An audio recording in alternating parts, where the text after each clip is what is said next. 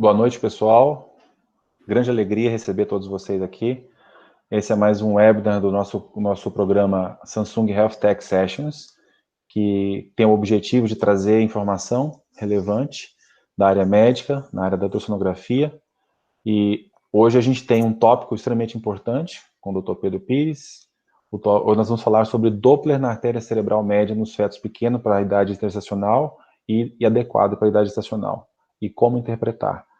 Então, é mais um programa de excelência que a gente traz para vocês, dentro do nosso trimestre. Pedimos a todos aqui as nossas orações para a nossa colega Aline, que está internada com Covid, e temos certeza que ela vai sair dessa, que ela é muito forte, ela é muito guerreira. E gostaria de apresentar para vocês o Dr. Pedro Pires. Vamos lá. Dr. Pedro, ele é professor adjunto da Universidade de Pernambuco e presidente da Sociedade Brasileira de Medicina Fetal. E ele vai estar conosco hoje, nos brindar com a apresentação sobre Doppler da artéria cerebral média nos fetos pequenos para a idade gestacional e adequado para a idade gestacional. Como interpretar? Dr. Pedro, seja muito bem-vindo. É um grande prazer ter o senhor com a gente, um grande nome da medicina fetal no Brasil. Estamos extremamente honrados com a sua presença aqui no nosso programa.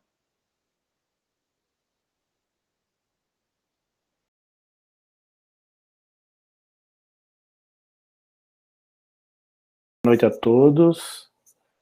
Parabenizar a Samsung por essa atividade de educação continuada, isso é extremamente importante. Agradecer ao Walter, a Karina, agradecer ao Juarez, que está aí dando todo o suporte para essa apresentação, e agradecer a todos que estão agora linkados para assistir essa apresentação desse tema, que geralmente o tema Doppler é um grande desafio para todos, e nós vamos tentar mostrar aqui a maneira mais adequada para se manejar os resultados do exame Doppler da artéria cerebral média nessa situação de fetos pequenos e adequados, como o Walter já referiu para vocês. O Doppler, historicamente, é uma ferramenta que contribuiu sobremaneira com a ultrassonografia e com a avaliação fetal. Entretanto, durante algum tempo, muitas interrupções iatrogênicas foram resultados de exames de Doppler quando ainda não se tinha uma compreensão exata da adequação fetal, da adaptação hemodinâmica. E principalmente a artéria cerebral média, que é um vaso que apresenta uma instabilidade muito grande, e nós precisamos ter muito cuidado. Hoje em dia, já de uns tempos para cá, alguns estudos já vêm mostrando que devemos ter um pouco mais de parcimônia nessa interpretação para evitar que sejamos intervencionistas em situações em que o ambiente intrauterino ainda seria benéfico para a evolução da gestação. Nós vamos fazer essa apresentação sem nenhum conflito de interesse e baseado principalmente em protocolos, em guidelines dessas sociedades médicas que são voltadas para a saúde materno-fetal.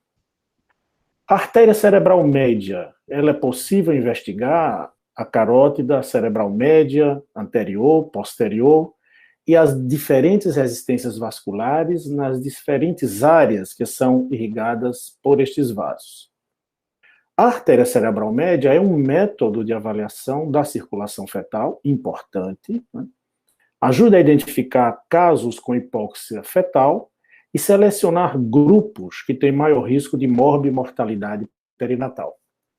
Inicialmente, nós temos que fazer uma aquisição adequada para identificar a artéria cerebral média. Então, é um exame que a avaliação da cerebral média ela é ancorada no corte axial, no corte transverso do diâmetro biparietal, e a partir daí, do corte transtalâmico, você vai em direção, movendo lentamente o transdutor, em direção à base do crânio, ao nível da asa menor do esfenoide, quando aparecem essas áreas mais ecogênicas aqui, e aí é nesse ponto que você deve proceder, a partir desse momento, a avaliação do mapeamento colorido, para que você faça a captura de todo o fluxo, vendo o polígono e a artéria cerebral média. Ela deve ser insonada imediatamente após a sua origem na carota interna, próximo aqui do polígono de Willis. Geralmente nessa área é a área mais adequada para se fazer a análise velocimétrica desse vaso. E sempre como pela própria posição da aquisição da artéria cerebral média, geralmente você tem um ângulo o mais próximo possível de zero, o que facilita naqueles casos em que você vai avaliar a questão do pico sistólico, da velocidade sistólica. O índice de pulsatilidade, ou o índice de resistência, ele é significativamente maior na cerebral média do que carótida interna ou na cerebral anterior e posterior. Por isso é importante você estar familiarizado com a anatomia desse vaso para não ter resultados errados. Com o avanço da gestação, a velocidade do fluxo sanguíneo vai aumentando e o índice de pulsatilidade vai diminuindo, a resistência nesse território vai diminuindo. Assim como em todos os territórios, na gestação é uma sequência de alto fluxo e baixa resistência. Inclusive, na artéria cerebral média, essa resistência vai caindo à medida que a gestação vai avançando. Então, vocês observem que no primeiro trimestre nós não temos fluxo diastólico, do segundo para o terceiro surge um fluxo diastólico tímido, porque esse compartimento, a resistência é sempre alta, embora ela apresenta uma queda progressiva. Observem bem que exatamente a partir da 26ª, 27ª semana é que há uma redução progressiva dessa resistência na artéria cerebral média. Eu gosto sempre de mostrar esses gráficos comparativos. Nós sabemos que em condições normais hemodinâmicas, a resistência periférica, a artéria umbilical, sempre será menor do que a resistência na artéria cerebral média. Isso é óbvio, está claro, está muito bem documentado. Mas observem, e lá na frente vocês vão ver o quão é importante entendermos essa curva, é que a artéria umbilical, ela apresenta, obviamente, uma queda decrescente nos seus índices de resistência à medida que a gestação avança. O mesmo acontece com a cerebral, embora sempre esteja com a resistência mais alta do que a umbilical, em condições normais, mas a cerebral apresenta uma queda muito mais abrupta da sua resistência do que a artéria umbilical. E lá na frente nós vamos ver por que é importante termos esse conhecimento, essa informação. O Doppler obstétrico, analisando por compartimento, quando nós fazemos o Doppler das artérias uterinas, nós estamos visando o quê? Rastrear pré-eclâmpsia, restrição de crescimento e insuficiência placentária. Quando é usado fora desse tempo, em gestações mais avançadas, nós estamos querendo ter uma informação retroativa se essa paciente teve uma má adaptação circulatória materna. Quando nós fazemos o Doppler da artéria umbilical, aí nós estamos exatamente rastreando os fetos que podem ser pequenos para a idade estacional, nós estamos rastreando a insuficiência placentária. Quando nós fazemos o Doppler da cerebral média, eu costumo dizer que nós estamos, no Doppler da cerebral média, nós estamos fazendo um estadiamento da hipóxia. Né? E o Doppler do ducto venoso, nós estamos avaliando exatamente os fenômenos de adaptação cardíaca. A relação Doppler cerebral e umbilical, ela pode ser considerada uma centralização do rendimento cardíaco em direção ao cérebro. É o fenômeno que se chama de centralização, mas eu gosto de chamar a atenção que esse fenômeno de centralização cerebral nada mais é do que um reposicionamento, uma centralização cardíaca para priorizar o fluxo cerebral para manter a oxigenação desse território. A circulação fetal é, sem dúvida, um transporte em paralelo de sangue e de nutrientes, para que ocorra uma distribuição entre os 4 principais órgãos, como fígado, coração, cérebro e placenta. Recapitulando rapidamente, a placenta, a veia umbilical, na sua porção intrahepática se bifurca em seio portal e ducto venoso. O ducto venoso é bastante estreito, tem aproximadamente 3 milímetros, e o fluxo que chega a esse ducto venoso, por ser muito estreito e curto, é um fluxo extremamente rápido. Chega na cava inferior, e esse fluxo não se mistura pela sua velocidade com o fluxo de baixa oxigenação da cava inferior. Chegando ao átrio direito, junto com a cava, esse fluxo do ducto venoso, ele passa para o lado esquerdo através do forame oval, tamanha é a sua velocidade, ele é sugado pela crista dividens, chegando ao átrio esquerdo, vai para o ventrículo esquerdo, e aí pela aorta ascendente vai irrigar o território cerebral. Por esse motivo, graças ao ducto venoso e a passagem desse sangue para o lado esquerdo do coração, esses vasos supraórticos recebem sangue da placenta, ricamente oxigenado. Por isso o território cerebral se dá ao luxo de ter uma alta resistência, mas tem uma excelente oxigenação. Do lado direito, no ventrículo direito, onde fica toda a concentração do sangue menos oxigenado, a artéria pulmonar, ela vai se bifurcar em pulmonar direita e esquerda, com uma fração muito pequena de sangue distribuída por essas duas artérias, pulmonar direita e esquerda, mas o seu grande volume de sangue, quase que 90%, vai pelo ducto arterial. E o ducto arterial se conecta no istmo aórtico, a nível do istmo aórtico. Ou seja, é mais uma engenharia da natureza perfeita, não permitindo que o sangue do lado direito contamine o sangue que vai irrigar o cérebro. E aí, esse sangue se junta do lado direito com o do lado esquerdo, no istmo aórtico, desce pela aorta, vai para as artérias umbilicais, chegam na placenta, onde é refeita a nutrição, a reoxigenação, e de volta para a circulação fetal com um bom padrão de oxigênio.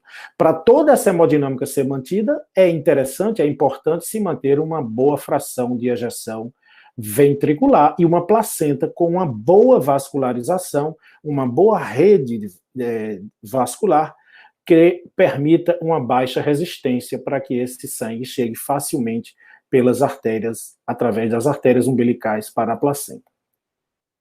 Quando nós temos uma situação hemodinamicamente normal, com uma placenta que ainda não tem uma restrição importante, então esses ventrículos funcionam perfeitamente, o ventrículo esquerdo está mandando sangue ricamente oxigenado para o cérebro, o ventrículo direito está mandando sangue através do ducto arterial para o istmo aórtico, eles se juntam aqui, mistura a oxigenação, volta para a artéria, vem pelas artérias umbilicais, vão para a placenta, que tem uma boa impedância e é reoxigenado.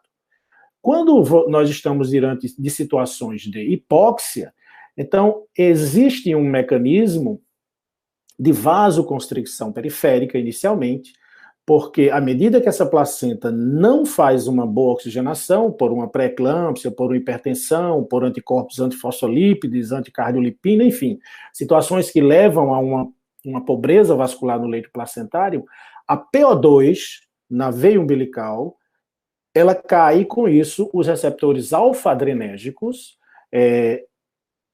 determinam uma vasoconstricção em toda a rede vascular, intravascular hepática, e o ducto venoso não tem esses receptores alfa-adrenérgicos. Com isso, vai passar ainda mais sangue no ducto venoso, vai chegar um fluxo maior de sangue do lado esquerdo do coração. Com isso, o ventrículo esquerdo vai precisar se recompor para dar saída a esse aumento de fluxo.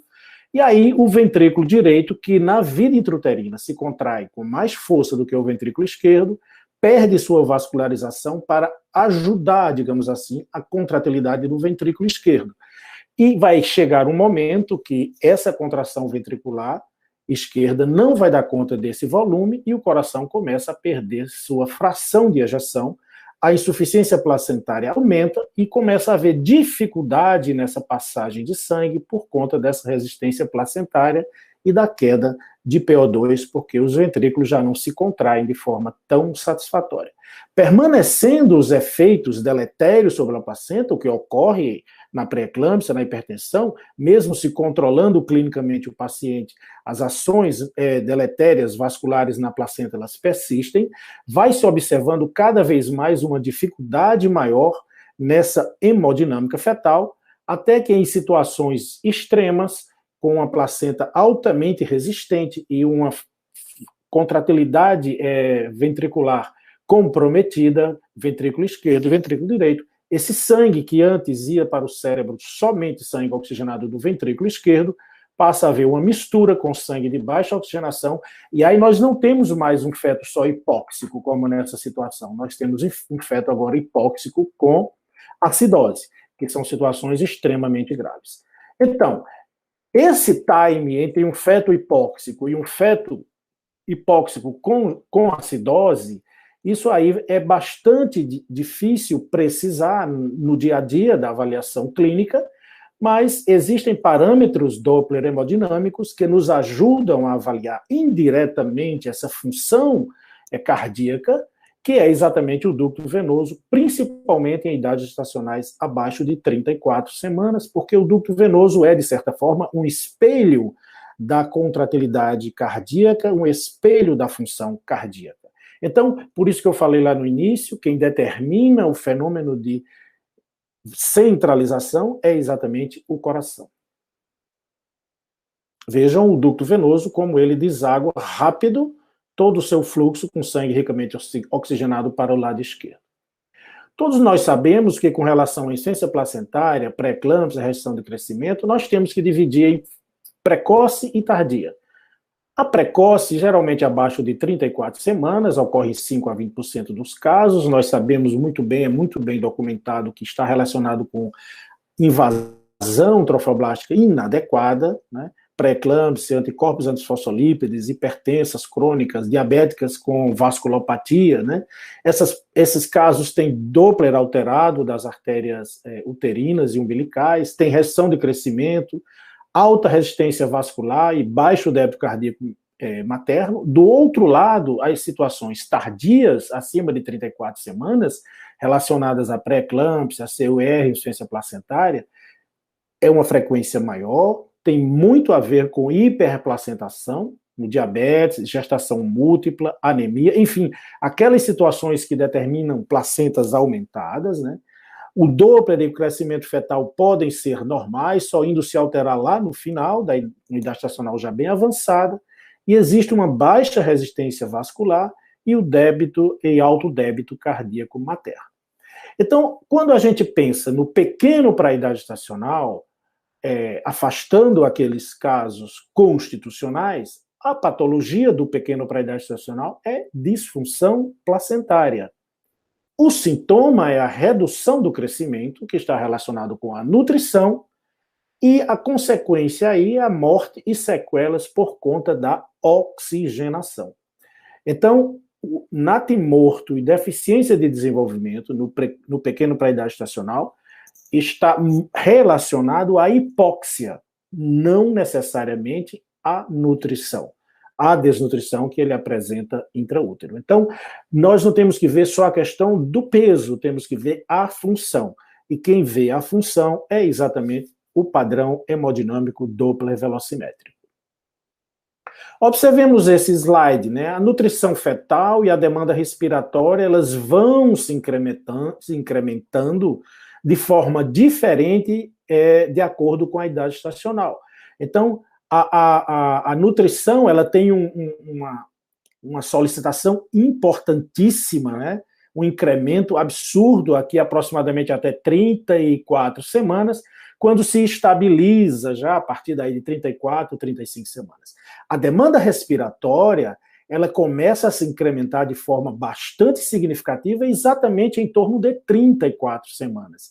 Então, esses bebês que apresentam já restrição antes de 34, eles são mais adaptados. Os que vão apresentar deficiência de oxigenação após 34 semanas são menos adaptados, porque você tem que a nutrição, né, tem um maior período de latência até o desenvolvimento do feto pequeno para a idade gestacional, e a oxigenação a nutrição tem um maior período de latência e a oxigenação tem um menor período de latência até o óbito, o que é pouco frequente por conta de ser idade gestacional já bastante avançada, e a interrupção geralmente é feita antes do óbito intrauterino.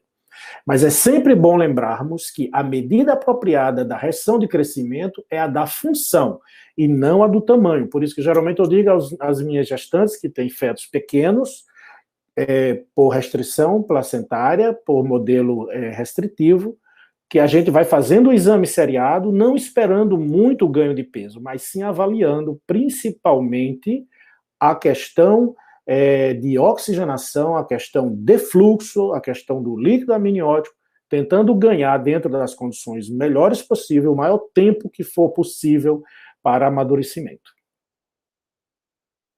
Quando a restrição é precoce, o padrão de deterioração é típico, já muito bem documentado. Primeiro, a normalidade na artéria umbilical, depois vem a alteração no Doppler venoso. Por último, o perfil biofísico, que já é uma fase tardia.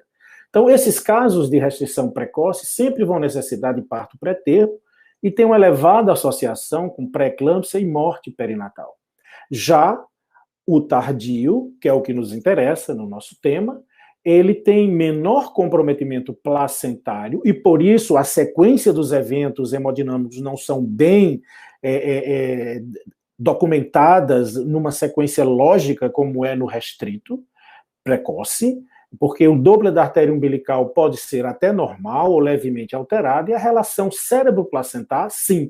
Agora sim, nesse período, é muito importante observar se existe já o fenômeno de vasodilatação cerebral a partir de 34 semanas. Não há nenhuma adaptação cardiovascular além dessa, da cerebral, e a associação com pré-eclâmpsia é mínima, porque nós vimos aí que exatamente isso, os fenômenos não estão relacionados a uma adaptação circulatória por deficiência na ação do trofoblasto lá no início da gestação.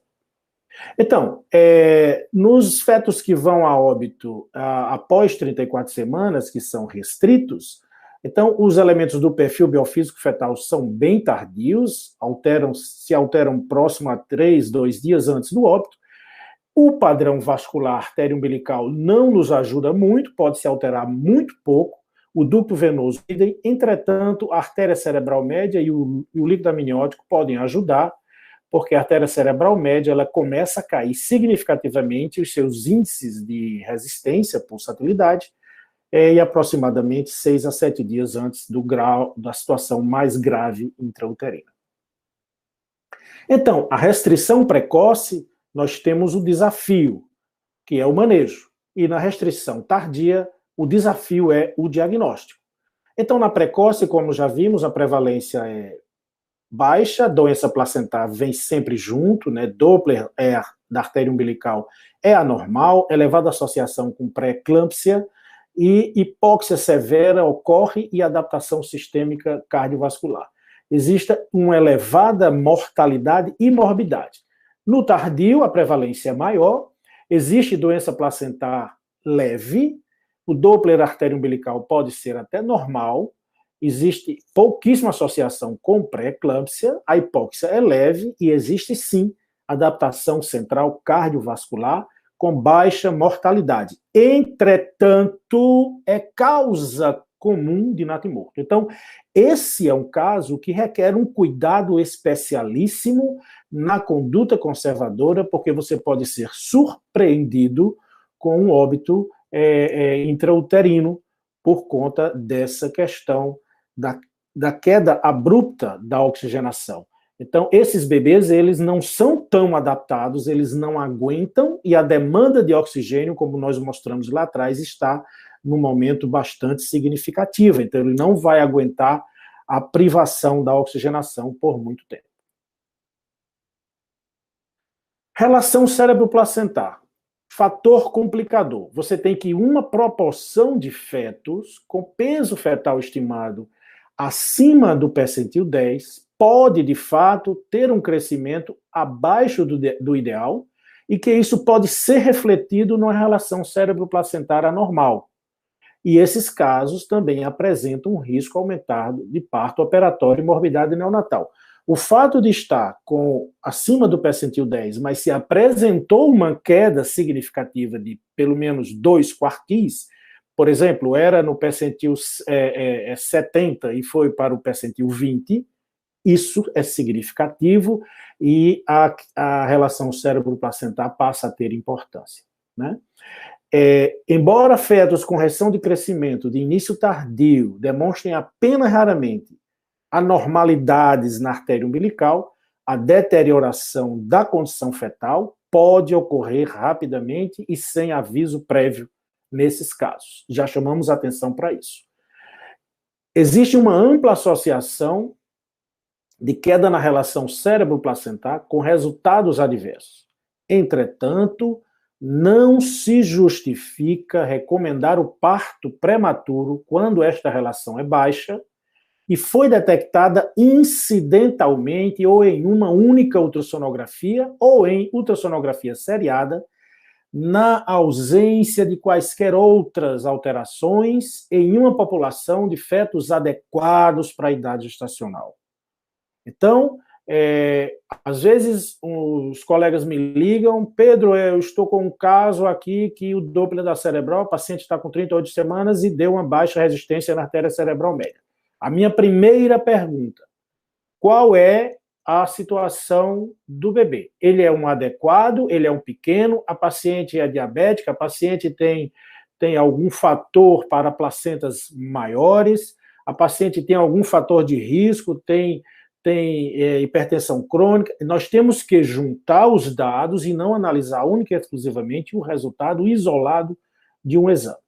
Então, essa prática de valorizar em fetos adequados, em gestação de baixo risco, valorizar o Doppler da artéria cerebral média, gera ansiedade materna considerável e aumenta a intervenção obstétrica e tem potencial para causar danos ao feto. Lembrem do slide que eu mostrei, como é a queda abrupta no Doppler da artéria cerebral média. Então, ela tem uma queda abrupta. Então, lá no final, qualquer elevaçãozinha, até por um momento do exame, na artéria umbilical, pode falsear uma relação cérebro-placentar alterada, quando, na realidade, todas duas estarão dentro da sua curva de normalidade.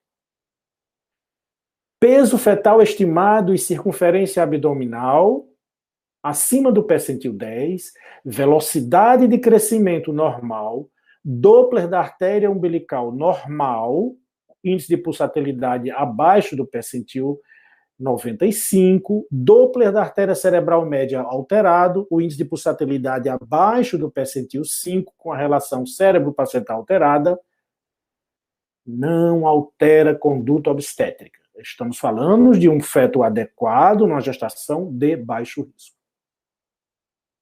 Não há evidência disponível que justifique a intervenção, inclusive você pode causar dano com essa conduta. Essa prática pode vir a mudar no futuro, vai depender dos resultados dos estudos em andamento. Observem que, corroborando com esses dados, o próprio guideline da ISUOG, vejam aqui, 26 a 28 semanas e 6 dias, né, em nenhum momento aqui se coloca a artéria cerebral média como fator de decisão para a interrupção. 29 a 31 semanas e 6 dias, em nenhum momento a cerebral média é colocada como fator de decisão. 32 a 36 semanas e 6 dias, em nenhum momento não é colocada a cerebral média. Maior ou igual a 34 semanas, não é colocado aqui a artéria cerebral média. A artéria cerebral média, ela passa a ter uma indicação, segundo o guideline da ISUOG, aqui 36 a 37 semanas e 6 dias, é a artéria umbilical, né?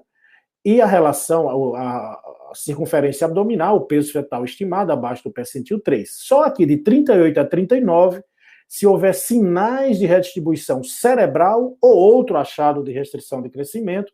Então, só aqui de 38 a 39 é que o guideline da ISUOG fala em artéria cerebral média em fetos com pequenos para a idade gestacional. Isso é um protocolo que pode ser alterado de acordo com cada serviço, com a experiência, com a correlação com os dados clínicos. Obviamente, deve haver bom senso na interpretação dos resultados, mas nós devemos procurar o máximo dentro de um nível de confiabilidade, protelar a interrupção da gravidez quando é necessário ganhar um pouco de, mais de amadurecimento fetal. O estudo randomizado mostra que ultrassom de rotina com 36 semanas duplica as taxas de detecção do pequeno para a idade estacional, comparado com o ultrassom de rotina de 32 semanas. Então, nós devemos inserir na nossa rotina de exame sempre esse exame de 36 semanas. A grande maioria dos estudos tem mostrado a importância desse exame para que você não deixe passar esse pequeno tardio, que, como eu mostrei anteriormente, o desafio do pequeno tardio é o diagnóstico, né? E em gestação de baixo risco, esse ultrassom com 36 semanas é mais efetivo e em detectar restrição de crescimento e também resultados perinatais adversos comparado com o de 32 semanas. Então, essa pirâmide, né, invertida, idealizada pelo professor Kyprios Nicolaides, mantemos essa história do exame com 12, 20 a 24 e 36 semanas para o plano de nascimento, vitalidade, peso, crescimento, rasteio de pequeno tardio, e eu sempre coloco na minha rotina esse exame de 28 a 32, em que eu faço uma morfologia mais tardia, complementando a morfologia de 20 a 24, e faço o Doppler umbilical em todas essas pacientes. Isso é questionável, mas eu me sinto mais seguro realizando esse exame também de 28 a 32 semanas, que eu, inclusive, denomino aqui, eu chamo esse exame de morfológico sequencial. Eu vou passar 2 casinhos rápidos, ilustrativos para o tema de pequeno tardio. O paciente é de baixo risco, tem 38 semanas. Vejam que é uma paciente que eu vinha acompanhando regularmente, e quando ela completou 38 semanas, a biometria passou para 35. Vejam como houve uma queda. A sinalização vermelha mostra a queda de todos os parâmetros biométricos e aqui um pouco da queda do líquido amniótico, né?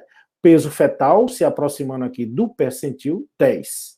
Isso chama atenção, é um pequeno tardio, precisamos ter cuidado. E nós temos que avaliar o quê? Independente de estar na solicitação ou não, por benefício ao paciente, você tem que ampliar seu exame para a Doppler velocimetria. Fiz a artéria umbilical, ligeiramente alterada, a cerebral média normal, mais próximo do percentil 5, mas a relação cérebro-placentar alterada, e o ducto venoso eu fiz só por questões didáticas, para fazer um estadiamento, mas o ducto venoso, como eu falei anteriormente, ele não vai ter decisão para ajudar para a decisão. O grande parâmetro de decisão aí é exatamente a cerebral média e a relação cérebro-placentar. A obstetra ficou preocupada por conta dos riscos, né, de óbito intrauterino, e numa gestante de 38 semanas seria injustificável se esse bebê fosse a óbito intrauterino. Com essa mudança abrupta do potencial de crescimento, fez a interrupção da gravidez. O bebê pesou 2 quilos 615, ápiga 8,9, e ficou todo mundo satisfeito. Então é muito importante essa.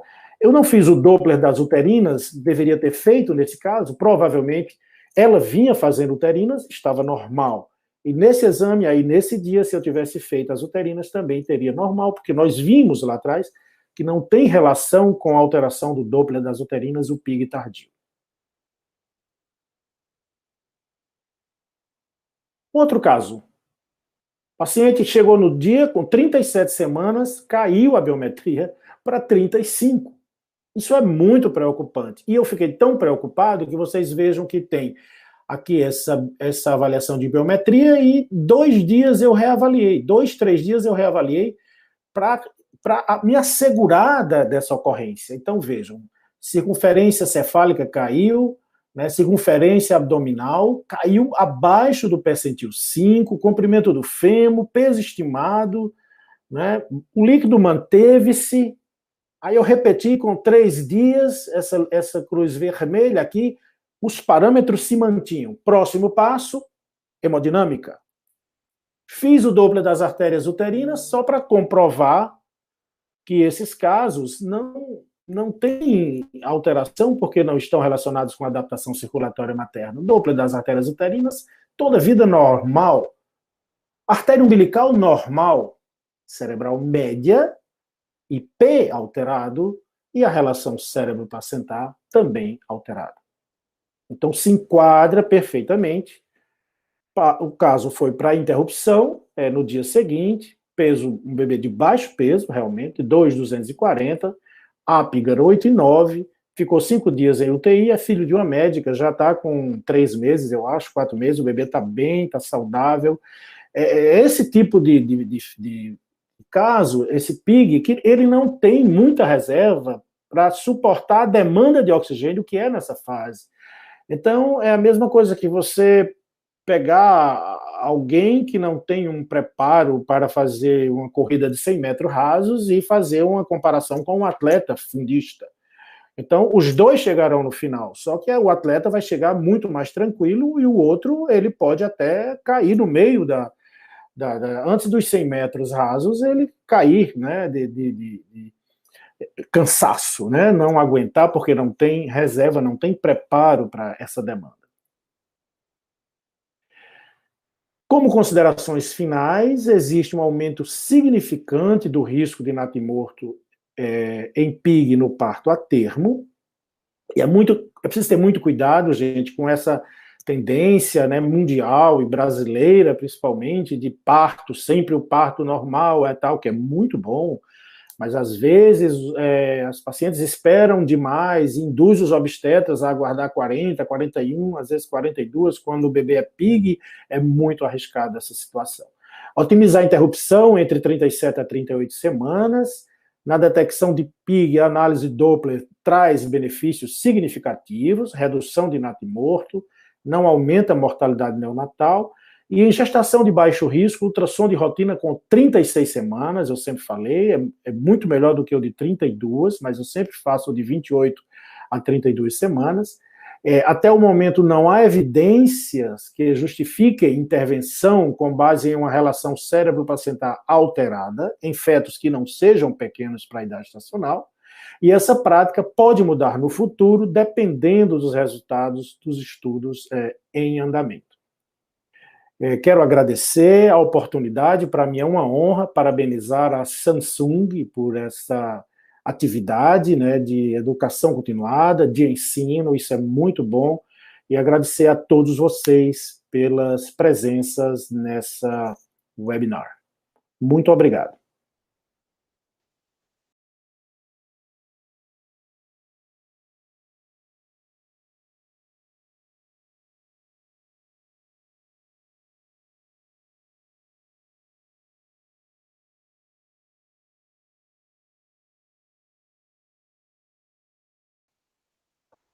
Pessoal, obrigado pela presença de todos, por assistirem até o final.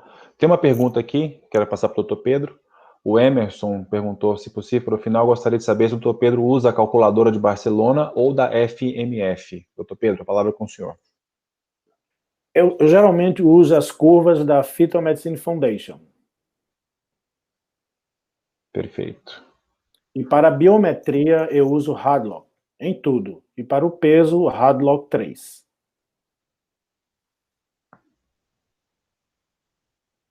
Perfeito. Tem mais alguma aqui? Alguma pergunta? Acho que não. Alguma outra consideração, doutor Pedro, você gostaria de fazer sobre a aula, sobre a palestra? Tudo certo? Apenas eu gostaria de finalizar dizendo que é preciso ter muito cuidado com o Doppler. Eu costumo dizer aos meus residentes que eu faço várias vezes o Doppler até que eu obtenha o melhor resultado. São vasos muito, muito sensíveis, principalmente a cerebral média, e que nós devemos insonar mais de uma vez quando o resultado der alterado. Às vezes nós vamos no umbilical, num segmento, está no limite superior, você espera um pouco, às vezes o decúbito inadequado da paciente, se ela não tiver com decúbito semi-elevado, às vezes até faz vasoconstricção periférica, faz vasodilatação cerebral, falseia uma alteração hemodinâmica. Então tenham muita cautela com esse exame de Doppler, para termos o menos de iatrogenia possível com esses resultados. E nunca se avalia uma conduta por resultado de exame. Eu costumo dizer que o exame é muito bom quando ele corrobora com a clínica. Quando o exame não corrobora com a clínica, dê um passo atrás, pense bem e avalie o que é que você vai tomar de decisão a partir daquele resultado. Perfeito. Mais uma vez, em nome da Samsung, agradeço ao Dr. Pedro Pires pela brilhante explanação sobre Doppler na artéria cerebral média, uma das maiores autoridades no tema no Brasil, e queremos agradecer em nome da empresa, em nome dos nossos colaboradores e o nosso pessoal todo que deu apoio aqui e divulgou o nosso webinar. Dr. Pedro, um grande prazer estar com o senhor e mais uma vez agradeço. Muito obrigado. Obrigado a todos.